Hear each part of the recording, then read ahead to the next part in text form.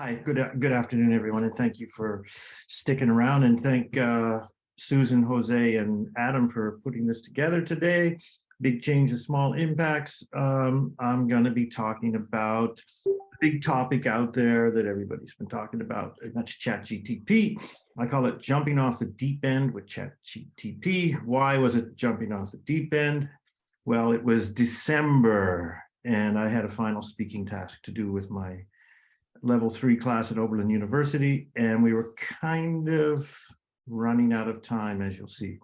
So the goal for this particular lesson was based on their textbook. If this opens, I'll be happy. This is the unit, and it was just called Make It Work. So with the help of some OTJ people, I put a post up about, how do I want to set up an interview, get the kids to do job interviews, but I was running behind schedule and things weren't working out. So anyway, the goal was by the end of the unit, the kids would have a final speaking task worth 20% that would have them doing job interviews in front of me and in front of the class. And so as we moved along, the procedure was students were discussing different job types, things that they would like to do, places they'd like to work. That resulted in a little bit of a Jamboard. This shows up, looks like, oh, there we go. So that, they just compiled some of their ideas. We're kind of getting ourselves into the topic. And then I put them in teams, and they had to each come up with 5 different jobs each, and then make some job interview questions that they might ask at a job interview. So did that. I was kind of fumbling in the dark a little bit. This is the teamwork that they did. These were the jobs they came up with. And then see if I can get this out of the way. These were, it's in the wrong place. These were some of the kinds of questions they came up with. What are the pros? What are your pros and cons? What is your greatest achievement in the past? So they did some good work, but it's still something wasn't happening, and I wasn't satisfied with where we were going. But so I got them to distill the top 5 jobs among all the groups. And then, oops, we're running out of time. There's less weeks left than I thought. And so I had been exploring with ChatGPT, and ChatGPT came to the rescue. And so I did this. I went to ChatGPT, and it says, please stand by. What? Verify you're him. I went into ChatGPT, and I put in some questions. Let's see if I can get back to my presentation, though, because that's not where I want to be. So I came up with, we need to come up with job ads. So I did that, and I copied and pasted from ChatGPT the job ads so they could practice, because for the final test, they wouldn't have any paper or any, they don't have a job ad anyway. So this was my prompt: write a job ad for an entry-level position at 7-Eleven in Tokyo. And this was happening in real time. I'll do one in a second for you on ChatGPT. And the kids were just blown away. This was happening on the big screen in front of the class, and it was just printing out, and it made it like a very decent job ad, I thought. And so I asked it another question: create a series of 5 interview questions based on the above job ad. So this is for them to practice. So, and it did that. What previous customer service or retail experience have you had? So it came up with some pretty good questions. And so then I said, well, write a mock job interview based on the above questions. And it did a mock job interview so they could practice in pairs with their partners using ChatGPT. And it was quite astounding that it came out fairly good. That was one job. Then there was write a job ad for Gap, 5 more questions. So I did 5 or 6 different job ads like this, but then I added one little bonus question here. McDonald's was one of the restaurants. Write a series of 7 questions for interviewing suitable for a candidate for the above position. So my prompt is changing. Have at least one critical thinking question.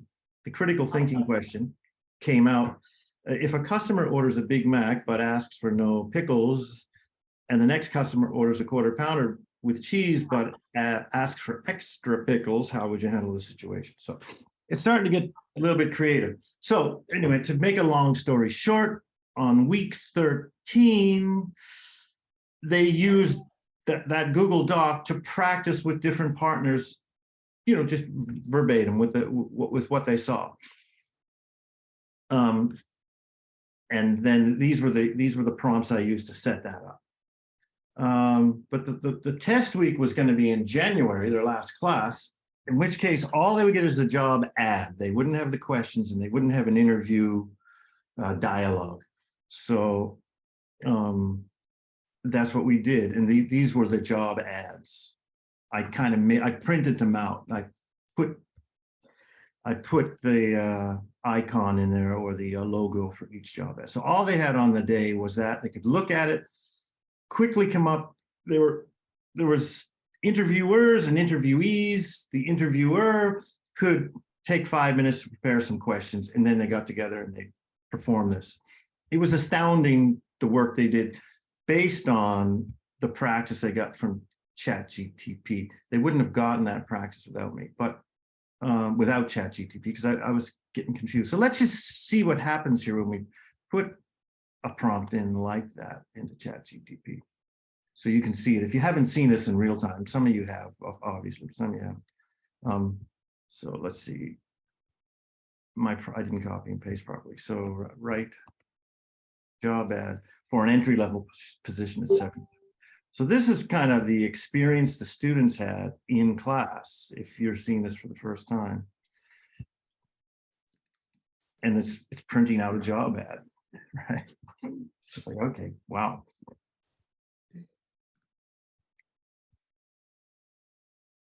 Since this time, I've gotten better at doing prompts and such, but here's a job ad, the responsibilities, the requirements.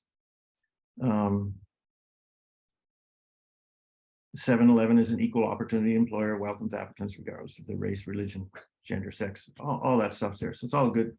I think I even got, like, for 7-Eleven, yeah, this is in Tokyo. So the prompt. So now you have your job ad, and then you want more questions, or you want some, so create some questions based on that. Create a series of interview questions. Hang on. Hopefully I'm just questions. Create a series of interview questions for the above ad.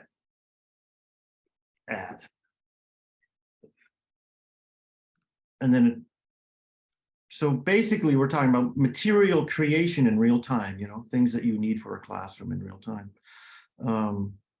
Now you have to go through and read these to see if they're appropriate or inappropriate, or you can change them, modify them. But if I was in a kind of a time bind, and now it's making a series of questions, you can limit that to say 5 questions, 4 questions, 3 questions. You know, create a job interview dialogue based on the above. And now it'll use the interview. Good morning, thank you for coming today. Can you start by introducing yourself and tell us a little bit about your background? Candidate, good morning, my name is such and such and that. So it's, you know, it's semi-realistic. So this gave me, like, basically textbook materials in a jiffy. I was able to put them in a Google Doc, share the Google Doc. Students all had computers or smartphones. They could practice with each other. And then on the test day, they had no prompt. All they had was a job ad in the interviewer. And so I don't have any videos of it because I didn't videotape it. I'm sorry I didn't. But the result was I was sitting in front of 2 students at a time. I'm going to finish up pretty soon, Jose. And the result was that I watched these startling interviews. Some people, this is level 3 class, so there's a few students who were half Canadian, half Japanese, half American, half Japanese. So some of them had some pretty good English. They were able to take good advantage of this. The lower level students were able to have a model that seemed realistic, and they all had practice doing job interviews for their final test. and this was all with the help of ChatGPT. That's about it. The results, which don't mean anything to you, but the results, the grade sheets look something like this. This is the grade sheet. So I think I'm allowed to share this. Okay. I'm not able to go up and down on the screen here, but yeah. So I mean, I think, yeah, this was pair one. So this was Coconut and Taha. And one person got a B-, one person got an A. So Taha did a better job he was the interviewee. This is the interviewer. So that's how I did it. That's what I did. I did it in a jiffy. It turned out quite good. I thought I was very happy with the results. And it, stop the share there. That's, I was jumping off the deep end. I hadn't used ChatGPT in the class at all. And I wasn't quite ready myself for the materials that the kids needed to really do the job interview that I wanted. So I just said, let's do it in real time in class with students. Watched me making the materials. I didn't hide anything. And that was the result. I was very satisfied with that. So yeah, that's all I have to say about that. If anybody has any questions or any comments or any criticisms or anything to add, or I'm ready to go. That looks awesome, man. I actually got so many questions. The first one though is I've been reading a lot that the app is over like it's so much demand, it's over capacity that it can't handle the requests. Did you had any of that problem, or because I want to start using it myself? Well, remember that was December. That was December, third week of December when I did that. It wasn't quite that popular yet, but I have found myself sometimes tuning into it like now, even though I'm not teaching at the moment, university. And sometimes it's like, we're too busy for your request right now. It'll put a sign up, right? It'll tell you. Now, yeah, I did use it. I did use thing. it for an activity for my junior high at my own language school last Wednesday, where I had a reading passage and I wanted to make multiple choice questions and true and false questions and a dialogue, create a dialogue based on the. So it's really good at taking a reading and creating a simple dialogue from that that's usable. Yeah. So it's really interesting. Yeah, good. But yeah. Go ahead. I want to like just real quick on what Jerry was saying earlier. Actually, I'm also have a big interest in like figures of speech. You know, so I do it for LO. I have to go try to find all the figurative language. And the thing that I would love if ChatGPT can do for me, it could find them for me because it's kind of a hassle. It's very Mendoza side to have to go and try to find. Or if ChatGPT could be, what are some rare uses of common words? Like there's a word that is like, let's say bank, like they sat on the bank of the river, and that doesn't mean bank. So the student might get confused. Have you played with ChatGPT? Can it do that? Can it like help students identify the difficult language items students might encounter? Well, what if you go back to that original question that you almost asked? Let's just try it out. Based on the information that we have in front of us, what was it? Like figures of, what was it? Figures of speech? Metaphors. Yeah, metaphors, because it's like that's always it's a big one. Like and what Jerry was saying, like songs are great because songs are packed full of them. Figures of speech, metaphorical language, idiomatic expressions, and a lot of times they're not in dictionaries. Let's just see what happens here.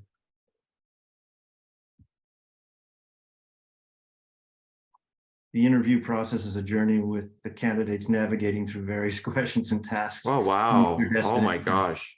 The interview is a test where the candidate must demonstrate their skills and qualifications in order to pass a secure job. Yeah, you can see it's, I mean, it'll do what you ask. If I get a more refined prompt, it will be even more refined. Yeah, what I wanted to do is find it, not so much produce it, but find it, that's right. It produces identify, yeah. But still, that's incredible. But thank you. So you change your prompt to identify. Yeah. In the above passage, identify any potential metaphors. Yeah. There you go. That's incredible, dude. That's how you used it. It's fantastic. It's really good. Yeah, and that was Jose. Thank you. Just want to first throw out a share here. Going to share my whole desktop, so I don't know. Yeah. Everybody seeing my desktop, right? Yes. If you want to really impress the kids about what ChatGPT can do, at least on my Macintosh, there's the dictation function, the voice dictation function. And if you team up ChatGPT with the voice dictation function, it can really, it freaked me out the first time I used it. So on a Mac, you would just double tap the function key and it'll go something like this. Explain to me the metaphor in for a penny, in for a pound. And it is, oh, that's right, because Zoom is on the top. Okay, let me try that again. Explain to me the metaphor in for a penny, in for a pound. Question mark. And for them to see that you're actually speaking to this thing, or to the equivalent of you speaking to this thing, actually for them will go, holy crap, you can actually start talking to this thing. Once they give this thing a voice output function, it'll start talking to you. And it made me think, and I mentioned this in an OTJ comment, it changed my whole paradigm of how I see ChatGPT. And it enlightened me when I thought, if I had Tony Stark's Jarvis, what would I ask it to do? And Jarvis will like literally tell Tony Stark any little detail or any little algorithm that he wants run, but it's still Stark that's in charge of collating the information, is adding his genius to it. And you start seeing that ChatGPT can do all of this stuff, right? Come in. And it's just super cool. It's a new way to think about it. Yeah, I think, one of the huge things about it is that if you, let's say you're English is not your L1 and you're a doctor or an engineer, top engineer, and you want to go to international conferences. If you think about it, those people should not be spending so much time trying to perfect their English to write an academic paper. Their genius is medicine or science or whatever. And so if this app can do that for them, then it's wonderful.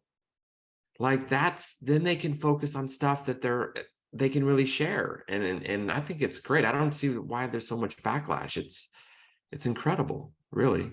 I'm going to have to sort of completely readjust. I have traditionally over the last 10 years, so have this class with this very low level junior college that teaches nursing students. And up to this point, it's all been about like memorize some of these words, memorize words for things like streptococcus or eczema. And that's the best I can do because these are like the kids that you identified, Todd. They're basically prisoners of this class. Well, maybe not total prisoners because some of them like their other subjects, but they don't like English. And for them, it's always been an English memorization project. But now I'm thinking, should I go whole hog and teach them how to get ChatGPT on their phones, teach them how to use it so that they're talking to this American who can't speak Japanese and they can't speak English, and he's a patient at a hospital, how to use ChatGPT to actually translate the conversation for them. Might be actually more useful in the short run. And I'm still debating with myself if that's what I want to do, and amend that with vocabulary and stuff. But this is going to change our lives, and to deny it and to think that, oh, I don't really want to hear any more discussion about it, I think is just is counterproductive. Yeah, exactly. I was going to say, David, can I just ask you a real quick question? And I think you're the perfect example. It actually makes you a better teacher, right? It makes it more opportunity. I thought for me, two things about that. One is if anything I was using in a textbook, it's usually limited to say one example. Here's a job ad. But I need 5 different companies now, right? So I think, I would say it's going to make me a better facilitator, better teacher, because I can provide the kind, I don't really care about how the students use it yet. I care about how I use it, how I can make materials quickly for the class that are appropriate. And with tweaks of your prompt, you can get it to give you what you want, and then you can go through and edit it to make it the way it needs to be. So it's just a quick resource. It's a productivity tool, as I mentioned the other day, when there's people on OTJ complaining about so much ChatGPT. I get it. It's polluting the stream, but it doesn't belong there. Well, it does, because it's a productivity tool. And we all teach, whether you're online or not. So yeah, I think for me, it's right up my alley in the way I teach, because I do a lot of on-the-fly things in class. And if I can make something quickly that's usable, then there we go. So yeah. The other thing that I would say about it is I'm lucky, because my bosses at Oberlin University were just thrilled that I was doing it in class and asked me to do some presentations for the teachers for the upcoming semester so that they would be familiar with it. But that hasn't come to pass yet, but it will. But the point being, I got total support from my when I mentioned what I was doing. Jose. I also just want to add really quickly, I could show you, but just please believe me, it will do just as good a job with as low level as my Japanese. If you speak to it directly in Japanese using the voice dictation function, it will suck it up and answer in Japanese. And you can ask it questions in Japanese about English and give you correct grammatical analysis or Japanese explanation of that metaphor. So it's quite bilingual. Jose, quickly, how did you get to the voice input function? You use what keys on your computer? Okay, so first you have to go to, excuse me here, I have to move something to this window. Okay, you have to go to your settings and under accessibility. Oh, no, sorry. No, it's on a different place. It's under keyboard. Where is mouse and keyboard? You threw me for a yes, loop. it's down quite a bit down. Yeah, there's keyboard. Okay, and under keyboard is the let's see, text input.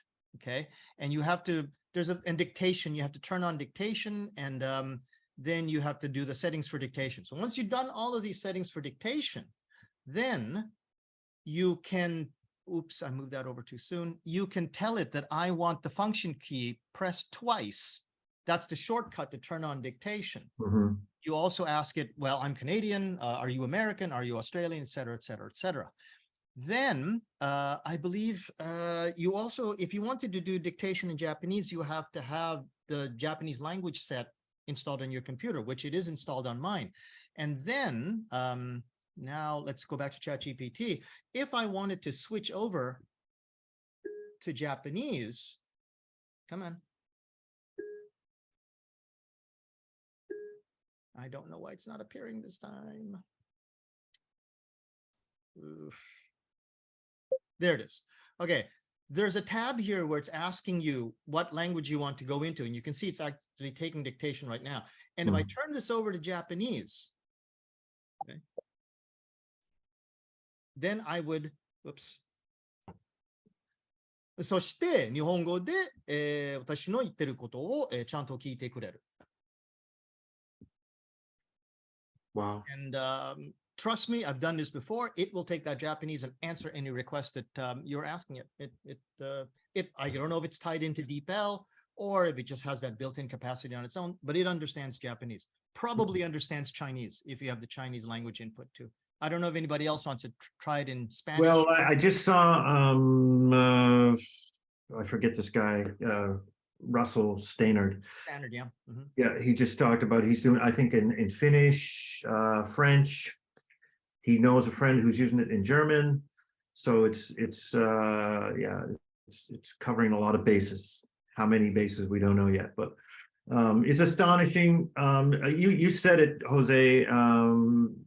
It's gonna, it changes the whole way you look at things, right? It's certainly changed the way I look at things, and yeah, and it's thrilling in a way because it gives you at your fingertips the ability to create things that you can use for teaching. That's all I would say. Yeah. Dave, that's a good spot for me to say we've actually gone over time. Yes. So I'm going to say, hey, everyone, how about a round of applause for Mr. David Juteau?